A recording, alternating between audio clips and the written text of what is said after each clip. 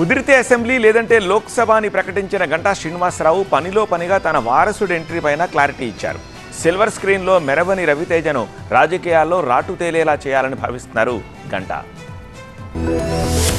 విశాఖ రాజకీయాల్లో గంటా మాటలు గణగణా మోగుతున్నాయి. తన కుమారుడు రవితేజ రాజకీయాల్లోకి వస్తారన్నారు గంటా శ్రీనివాసరావు. మొదట రవితేజను సినీ స్టార్ గా సిల్వర్ స్క్రీన్ పై చూడాలి అనుకున్నారు గంటా శ్రీనివాసరావు. మెగాస్టార్ చిరంజీవితో పాటు పలువురు సినీ ప్రముఖులతో తనకున్న సన్నిహిత సంబంధాలతో తన కొడుకును సిల్వర్ స్క్రీన్ పై ఓ రేంజ్ లో తీసుకువెళ్లేందుకు ప్రయత్నాలు చేశారు. జయదేవ్ మూవీ కూడా తీశారు. కానీ ఒక్క సినిమాతోనే గంటా రవితేజ సినీ ప్రయాణం ముగిసింది. దీంతో పొలిటికల్ ఫీల్డ్ లోకి దింపారు గంటా శ్రీనివాసరావు. గత కొంతకాలంగా శ్రీనివాసరావు తన వారసుని ప్రమోట్ చేస్తున్నారు. తన నియోజకవర్గం భీమిల్లో జరిగే కార్యక్రమాలను రవితేజకు అప్పగిస్తున్నారు.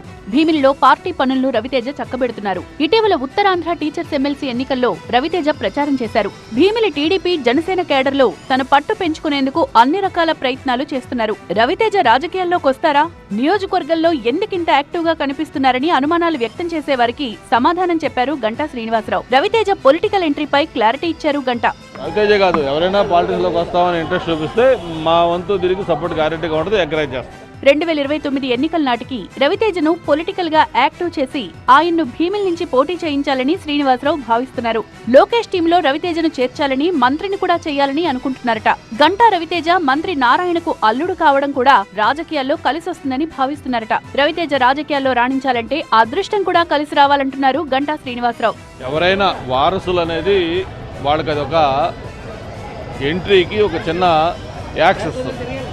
కానీ వాళ్ళు రాజకీయాల్లో ఉండాలా, వాళ్ళు సక్సెస్ అవ్వాలా, లేకపోతే ఎలా ఉంటారనేది అల్టిమేట్గా వాళ్ళ యొక్క కెపాసిటీ బట్టి, వాళ్ళ యొక్క హార్డ్ వర్క్ బట్టి ఉంటుంది తప్ప రాజకీయాల్లో కేవలం వారసులతో సక్సెస్ అవ్వాలని లేదు. కుమారుణ్ణి అసెంబ్లీకి పంపి తాను ఎంపీగా పోటీ చేయాలని భావిస్తున్నారట శ్రీనివాసరావు. గతంలో అనకాపల్లి ఎంపీగా పనిచేసిన అనుభవం ఉన్న గంటా శ్రీనివాసరావు ఇప్పుడు విశాఖ పార్లమెంటుపై కన్నేశారన్న చర్చ కొనసాగుతోంది. 2029 నాటికి రాజకీయ పరిణామాలు ఎలా ఉన్నా తన కుటుంబం నుంచి ఇద్దరు పోటీలోకి దిగేలా గంటా ఇప్పటి నుంచే స్కెచ్ వేస్తున్నారన్న ప్రచారం సాగుతోంది.